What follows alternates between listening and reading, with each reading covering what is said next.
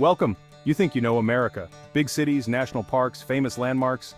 But there's another side forgotten towns with wild, unbelievable stories.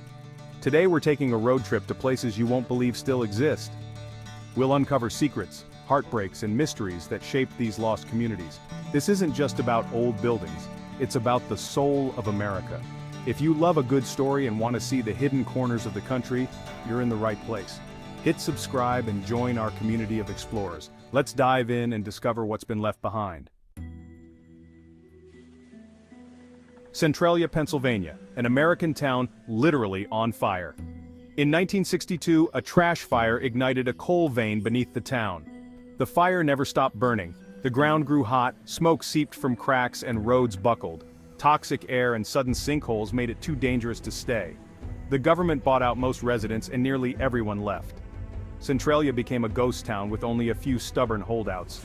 The fire still burns underground with enough coal to last centuries. Today, Centralia is a haunting reminder of a man-made disaster. It stands as a warning. One mistake can change everything. Centralia's story isn't over, it's still burning, out of sight, but never forgotten. Gary, Indiana was built by U.S. Steel in 1906, once a booming industrial powerhouse drawing people from everywhere for a shot at the American dream. But when the steel industry declined, so did Gary. Jobs vanished, and the population plummeted. Entire neighborhoods emptied out, businesses closed, and beautiful buildings became haunting ruins. Walking through Gary feels like stepping into a post-apocalyptic movie, yet people still live here, fighting to revive their city. Gary's decline is a stark symbol of the American Rust Belt struggles, but Gary is also full of heart and resilience, a story of survival and hope. It's the heart of the Rust Belt, wounded, but still beating. Now let's travel to Cairo, Illinois, where the Ohio and Mississippi rivers meet. Cairo was once destined for greatness, a booming port, a Civil War supply hub, and a city of grand Victorian mansions. Its location was everything. But the rivers that brought prosperity also brought constant flooding. Massive levees were built, but the threat never went away. As steamboats faded and railroads rerouted, Cairo's economy dried up.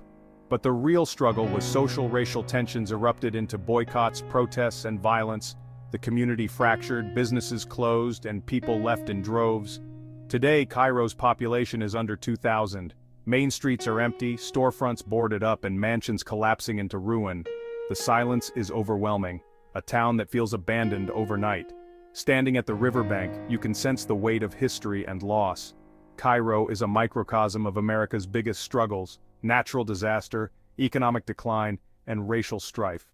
It's a haunting place, more museum than town, where every crumbling building tells a story. Exploring Cairo is a lesson in how a community can be undone from within and without. It's not a place for thrill seekers, but for those seeking reflection. Cairo's story is deeply moving, a powerful reminder of how quickly fortunes can change. The town's ghosts are everywhere, in the empty streets and fading memories. Cairo stands as a warning and a lesson about the fragility of community. It's a place where history lingers, heavy and unresolved. The town's decline is a tragedy, but its story matters. Cairo is a testament to lost potential and the consequences of division. It's a place to remember, not just for what it was, but for what it teaches us.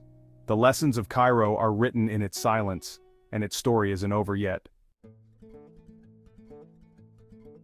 Let's head west to Bodie, California, a ghost town frozen in time.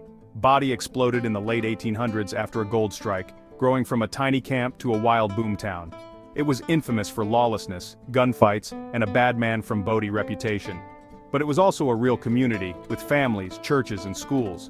As the gold ran out, people left, slowly at first, then all at once. By the 1940s, Bodie was nearly empty. In 1962, it became a state historic park, preserved in arrested decay. Buildings are kept as they were, no restoration, just stabilization.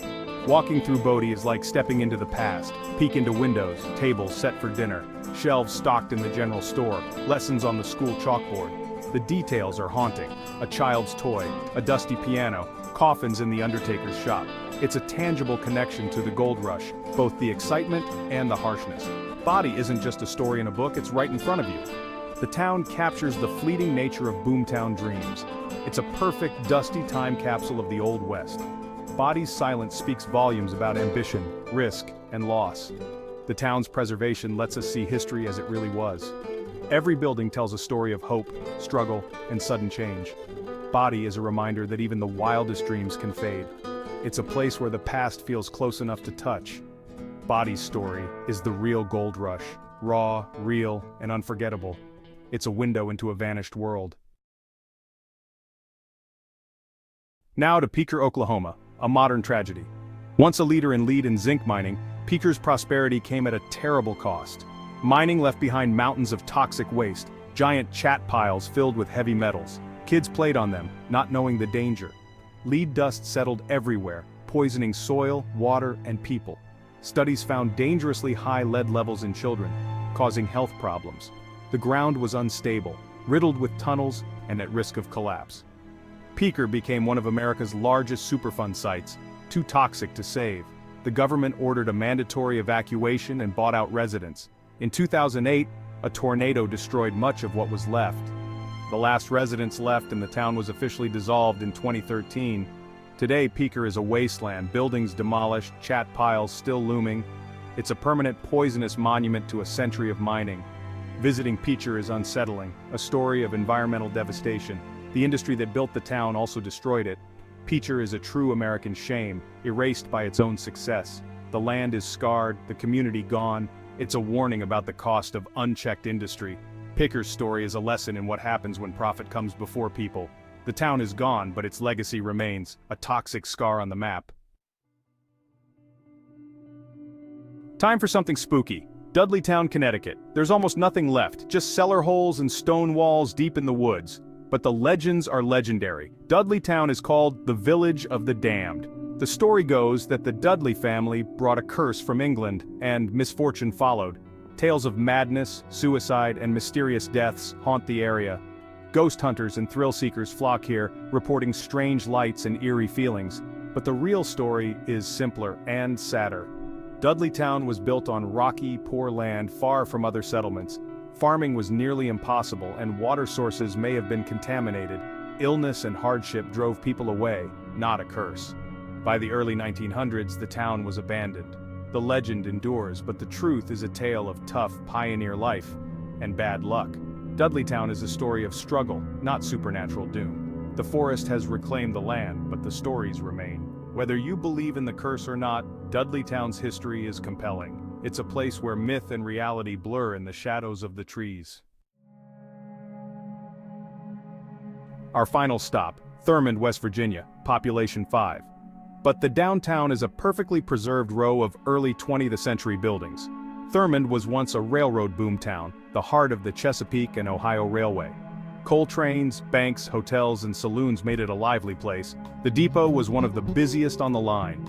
But the switch from steam to diesel engines in the 1950s changed everything. The railroad shops closed, jobs vanished, and fires destroyed key businesses. People left, but the buildings remained, empty but intact.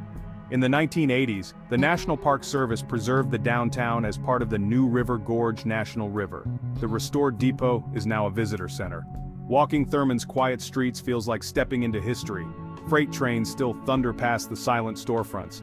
Thurmond is a ghost town and a national park, a place where past and present meet. It's a powerful reminder of how quickly fortunes can change.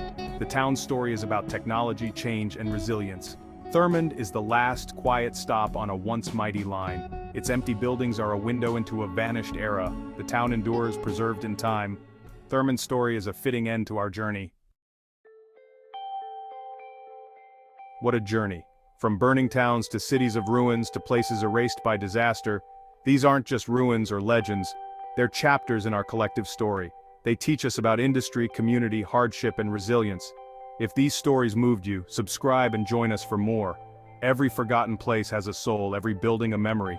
Together, we can be the ones who remember. There's a world of stories out there. Our journey is just beginning. Thanks for watching. See you next time.